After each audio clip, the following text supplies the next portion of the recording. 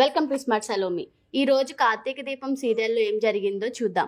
పెద్ద ఇంటి నుంచి చిన్న ఇంటికి షిఫ్ట్ కావడానికి కారణం ఏమిటన్నది శౌర్యకి అంతు పట్టదు.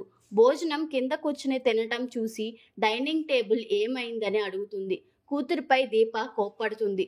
ఊర్లో ఉన్నప్పుడు మనకేమైనా టేబుల్ ఉందా? సుమిత్రమ్మ అవుట్ హౌస్లో ఉన్నప్పుడు డైనింగ్ టేబుల్ పైనే తిన్నామా అంటూ కోప్పడుతుంది. దీపకు కార్తీక్ సర్ది చెప్తాడు. భోజనంలో ఫ్రై అప్పడాలు కనిపించడం లేదని శౌర్య ప్రశ్నలు వేస్తుంది. నేను నీకు అన్ని రకాలు తినిపిస్తాను, కళ్ళు మూసుకోమని శౌర్యతో అంటాడు డాక్టర్ బాబు. శౌర్యని పప్పన్నాన్ని పచ్చడి ముద్ద ఫ్రై ముద్ద అంటూ అబద్ధం చెప్పి అన్నం తినిపిస్తాడు. శౌర్యపై తనకంటే ఎక్కువ ప్రేమ డాక్టర్ బాబు కురిపించడం చూసి దీప ఎమోషనల్ అవుతుంది. సముద్రం లాంటి మీ ప్రేమలో బ్రతకడం తప్ప తిరిగి మేము ఏమి ఇవ్వగలం అనుకుంటుంది దీప. డాక్టర్ బాబు దీప భారాన్ని తగ్గించడానికి అనసూయ ఊరికి వెళ్లాలని ఫిక్స్ అవుతుంది.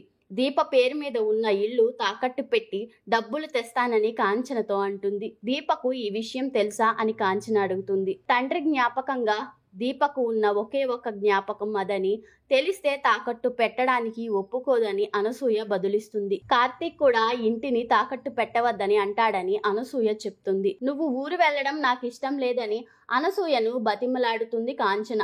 దీపకు అమ్మా నాన్న లేకపోయినా మేనత్తను తాను ఉన్నానని, తాను మంచి చెడు చూసే బాధ్యత నాదేనని అనసూయ ఊరు బయలుదేరుతుంది. ఇంట్లో అద్దం పెట్టే ప్లేస్ కనిపించకపోవడంతో దీపను పట్టుకోమని కార్తీక్ అంటాడు. దీప పట్టుకుంటుంది. అద్దంలో బదులు దీప కళ్ళల్లోకి చూస్తూ కార్తీక్ ఉండిపోతాడు. అద్దం చూడమని దీప అంటుంది. నీ కళ్ళల్లో నేను కనిపిస్తున్నానని కార్తీక్ సమాధానమిస్తాడు.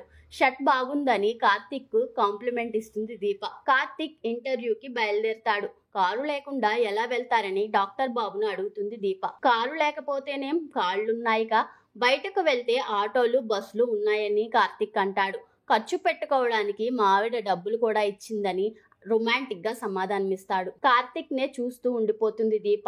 ఏమైందని డాక్టర్ బాబు అడుగుతాడు. నాకంటే చిన్నప్పటి నుంచి కష్టాలు అలవాటు కాబట్టి అన్నిటికీ తట్టుకుని నిలబెడతాను, కానీ మీరు పరిస్థితులకు సర్దుకుపోవడం గ్రేట్ అనిపిస్తుందని భర్తపై పొగడ్తలు కురిపిస్తుంది దీప.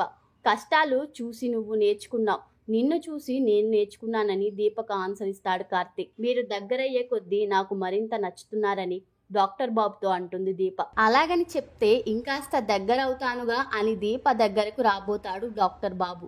మాటల్లో అంటూ రొమాంటిక్ గా దీప బదులిస్తుంది. జాబ్ కోసం వెళ్తున్నారుగా అని అంటుంది. ఇది మాత్రం గుర్తుంటుందని కోపం ఉన్నట్లుగా నటిస్తాడు కార్తీక్. కార్తీక్ ఉద్యోగం వెతుక్కోవడానికి వెళ్తున్నాడుగా, నువ్వు ఎదురొస్తే మంచి జరుగుతుందని దీపతో కాంచన అంటుంది. నువ్వు ఎదురొస్తే ఇంకా మంచి జరుగుతుందని అప్పుడే అక్కడికి ఎంట్రీ ఇచ్చిన జోష్న అంటుంది. మా ఇంట్లో ఏదో ఫంక్షన్ జరుగుతుందని రాంగ్ ఇన్ఫర్మేషన్ వచ్చినట్లుంది. మేము ఆహ్వానించని అతిథులు అందరూ వస్తున్నారని జోష్నపై సెటైర్లు వేస్తాడు కార్తీక్. తనపై ఛాలెంజ్ చేసి కుటుంబంతో ఇల్లు వదిలిపెట్టి వెళ్ళిపోయిన కార్తీక్ ఎలాంటి కష్టాలు పడుతున్నాడో చూసి రమ్మని మీ తాతయ్య పంపించాడా అని జోష్నతో కార్తీక్ అంటాడు. ఇంత నెగిటివ్గా ఎలా మాట్లాడుతున్నావని బావని నిలదీస్తుంది జోష్న.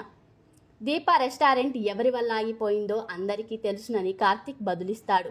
తాతను రెచ్చగొట్టి చేసిందంతా చేసి ఇప్పుడు ఏం తెలియనట్టు పలకరించడానికి వచ్చావా అని కార్తీక్ ఫైర్ అవుతాడు. మీరు మిడిల్ క్లాస్లో ఇంట్లో ఉన్నారని నిజం తెలిసి తట్టుకోలేక మిమ్మల్ని చూడడానికి వచ్చానని జోష్న అంటుంది.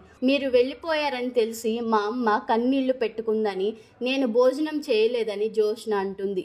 ఇలాంటి ఇంట్లో ఉండాల్సిన కర్మ మీకు ఎందుకు పట్టిందని ఇప్పుడే తిరిగి ఇంటికి వెళ్దామని జోష్న పట్టుబడుతుంది. మేము రావడం కాదు, నువ్వు ఇక్కడికి వచ్చావని తెలిస్తే మీ తాత నిన్ను ఇంట్లోకి రానివ్వడు అని కార్తీక్ అంటాడు. అయినా పర్వాలేదని జోష్న అంటుంది. అంత అదృష్టం మాకు వద్దని కార్తీక్ పంచులు వేస్తాడు. తాత ఓడిపోయానని నేను ఒప్పిస్తాను అని జోష్న అంటుంది.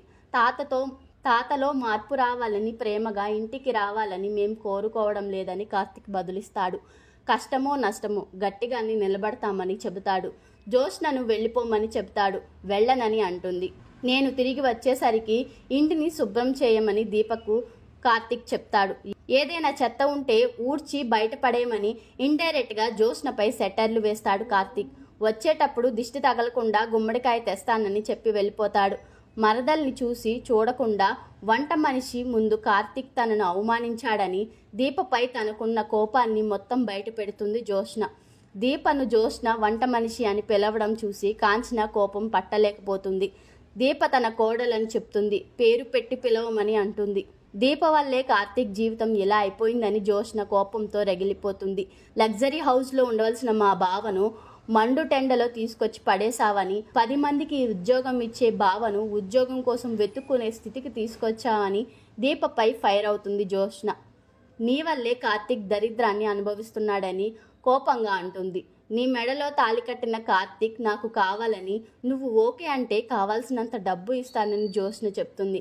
కార్తీక్ జీవితంలోంచి వెళ్ళిపోమని అంటుంది. కార్తీక్ పై నిజంగా నీకు ప్రేమ ఉంటే ఏమండి అనో బావనో పిలిచేదానివి. కార్తీక్ బాబు అనే పిలుస్తున్నావంటే పెళ్లి చేసుకున్నావు కానీ కాపురం చేయడం లేదని అర్థమవుతుంది అని చెప్తుంది. నా కాపురం గురించి అడగడానికి నువ్వు ఎవరని జ్యోత్స్నకు ఎదురు తిరుగుతుంది దీప.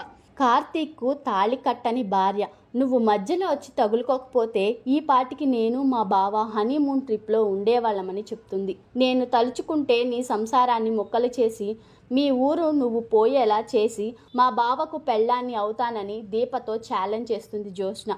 దీప పక్కనున్న చీపురు తీసుకొస్తుంది. తలుచుకోవే అని చీపురు తిరగేసి రివర్స్ ఛాలెంజ్ చేస్తుంది. దీప చీపురు తీయడం జ్యోత్స్న భయపడుతుంది. నీలాంటి దానికి చీపురు తిరగేసే వాయిస్తే గాని దారిలోకి రావని అంటుంది. దీప నిజంగానే కొట్టేలా ఉందని అనుకున్న జ్యోత్స్న సారీ చెప్తుంది. నేను కొడితే అమ్మా నాన్నలు కాదు వెనుక 2-3 తరాలు గుర్తొస్తాయని దీప అంటుంది. శాంతిమూర్తులా కనబడతానని నా ముందు చిందులు వేస్తే నాలోని అమ్మోరు నిద్రలేస్తుంది. ఆ తర్వాత పోలేరమ్మ జాతరే అని వార్నింగ్ ఇస్తుంది. నోరు అదుపులో పెట్టుకొని మర్యాదగా వెళ్ళిపోమని జ్యోత్స్నతో అంటుంది దీప. అక్కడితో నేటి కార్తీక దీపం సీరియల్ ముగిసింది. ఇలాంటి సీరియల్ అప్డేట్స్ కోసం వెంటనే మన ఛానల్ లైక్ చేయండి, షేర్ చేయండి, సబ్స్క్రైబ్ చేసుకోండి.